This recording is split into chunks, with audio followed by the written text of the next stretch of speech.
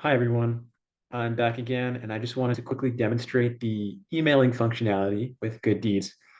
So we weren't actually able to integrate this within the front end with a button. So because just out of a lack of time, but we were able to integrate this completely with the Twilio SendGrid API in our backend. And I can demonstrate that. I can send an HTTP request through my terminal, and I'll show that later. But as for now, I'm just going to log in here with this account. Now, this account is actually interesting. This account is based in Beverly Hills, California, the 90210 zip code. Now, as some of you may remember from my last demo video, we created an organization with two events, one of which was on the East Coast and one of which was all the way on the West Coast in the 90210 zip code.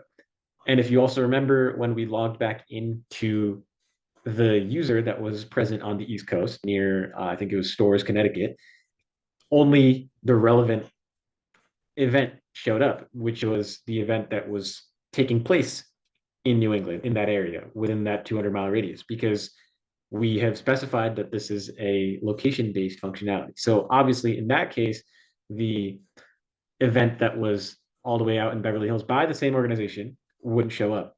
But now, as we log in here, we will see that only the relevant zip code on the West Coast appears.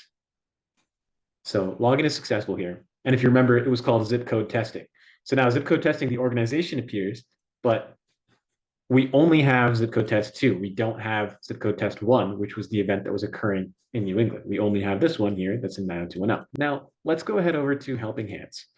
Helping Hands, if we remember, had this organization or is this organization with an event that had a community cleanup that we spoke about earlier that we demonstrated the chatbot for. It also has this other event called a food drive with a severity of 3 stars. So we can assume that this is something that we would be interested in. And I have already gone ahead and I have clicked volunteer for this event. So if I click this again, it's just going to fail. It'll probably give me an error message. I don't think we handled that effectively, but I've already said that I'm attending and it's already stored in our database.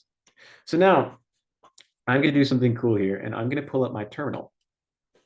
And now my terminal has this following API call here, where I'm calling curl, which is a method of posting an HTTP request, and I'm sending in my backend URL along with this user mailer endpoint with a specified event ID.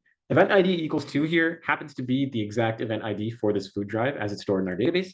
And so we are just hitting the user mailer endpoint with this event ID. Now, what the user mailer endpoint does is really interesting. If you can see, give me a moment, I can move. Now, my inbox here has 9,297 emails.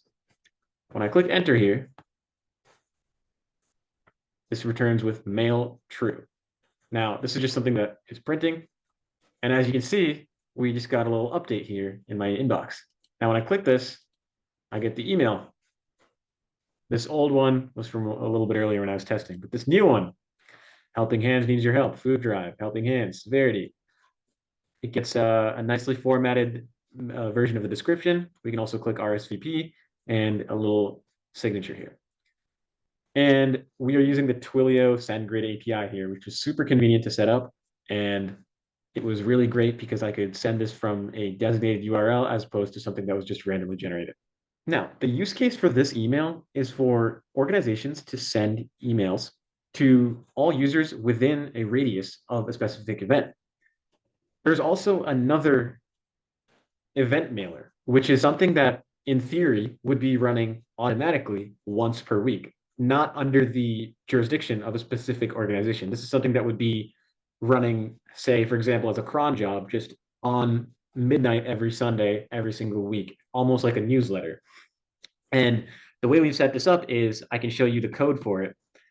We are we're querying every single user in every single event, and we're performing this distance calculation such that we send the relevant email, all the relevant events to each user within a specific distance. So every user who has some relevant event within their specific distance will get this email, which says, here are some events in the upcoming week. As for now, I can't really demonstrate this because we already do have some users that are signed up in our database, and I don't want to flood their emails at the time just to demonstrate this. But you can take my word for it that this is definitely working. It's just a quick modification of our user mailer. We are just modifying the endpoint. There's no specific endpoint here. It's more just you're calling the endpoint and an email is sent. Um, and yeah, so that's how we've integrated the Twilio SendGrid API to send emails. And this is a very, very useful use case for developers or for organizations who really want to get their voices heard for a specific event.